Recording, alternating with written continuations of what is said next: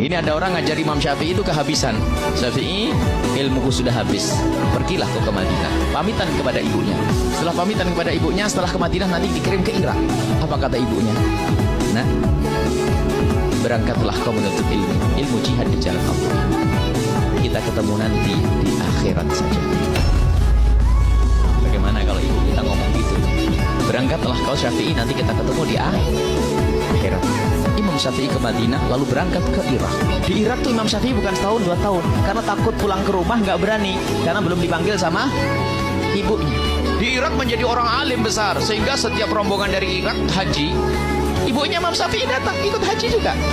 Suatu ketika ada halaqah besar di Masjidil Haram, ada seorang alim besar dari Irak sebentar-sebentar berkata, qala Muhammad bin Idris Asy-Syafi'i, qala Muhammad bin Idris, berkata Muhammad bin Idris Asy-Syafi'i. Ibunya Imam Syafi'i itu bingung, siapa Muhammad bin Idris itu? Akhirnya ditanya, ya Syekh, siapa Muhammad bin Idris Asy-Syafi'i? Sang Syekh dengan penuh kebanggaan, dia adalah guruku, seorang alim yang ada di Irak, asalnya dari Mekah ini. Ibunya kaget, ketahuilah ya Syekh, Muhammad bin Idris Asy-Syafi'i adalah anakku. Hah? Ibunya masih ada? Iya, Muhammad bin Idris Asy-Syafi'i adalah anakku. Akhirnya dihormati ibunya Imam Syafi'i. Terus apa pesanmu untuk Syafi'i? Pesanku untuk Syafi'i, kalau memang Syafi'i pengen pulang, Syafi'i boleh pulang.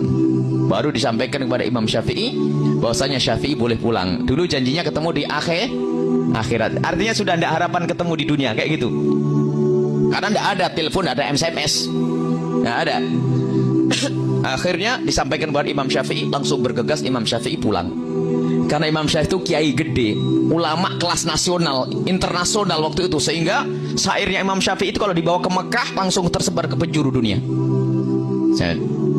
Akhirnya Imam Syafi'i waktu mau berangkat pulang, orang-orang yang sudah mencintai Imam Syafi'i memberikan kekayaannya. Ada yang ngasih 3 onta, 1 onta. Ini bayangkan sairak.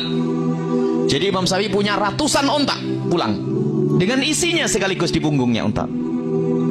Imam Syafi'i bingung, dikawal oleh beberapa santrinya ngikuti Imam Syafi'i. Jadi Imam Syafi'i pulang dengan kekayaan. Lihat, carinya rizki, carinya duit, carinya ilmu, tapi pulang dikasih kekayaan. Sampai di batas kota Mekah, Imam Syafi'i menyuruh santrinya untuk mengetuk pintu ibunya agar memberikan kabar bahwasanya Imam Syafi'i sudah dekat. Dan memang begitu disunnahkan, kalau kita mau pulang itu kita memberikan kabar agar yang di rumah mempersiapkan, jangan bikin kejutan. Nah, memberi kabar. Setelah diketuk pintunya, menjawab ibunya, siapa ini? Saya muridnya Syafi'i, Imam Syafi'i. Kenapa? Imam Syafi'i sudah di tapal batas kota Mekah dan dia sudah mau masuk. Ibunya bertanya, Syafi'i bawa apa? Dengan penuh kebanggaan, muridnya Imam Syafi'i bercerita, Imam Syafi'i membawa ratusan onta. Ditutup pintu, aku menyuruh Syafi'i ke Irak bukan cari dunia. Katakan kepada Syafi'i, Syafi'i tidak boleh pulang ke rumah. Sekarang suruh cari duit. Anaknya jadikan sapi perah cari duit. Sekarang ini kalau nggak bawa duit suruh pulang, kembali ini. Ini bawa onta banyak, marah ibunya. Aku nyuruh Syafi'i ke Irak bukan cari duit, bukan cari onta. Akhirnya sampaikan Imam Syafi'i, gemeteran dia nyampaikan, ya Imam Syafi'i, ibumu marah. Kenapa?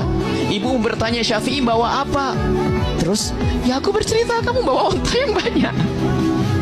Salah kamu, jangan ngomong begitu. Baik, sekarang aku panggil warga Mekah. Semua ontanya, hartanya dibagikan kepada semua penghuni Mekah. Yang ada hanya kitab saja. Sampaikan kepada ibuku, dikentut. Siapa ini? Aku muridnya Syafi'i. Kenapa?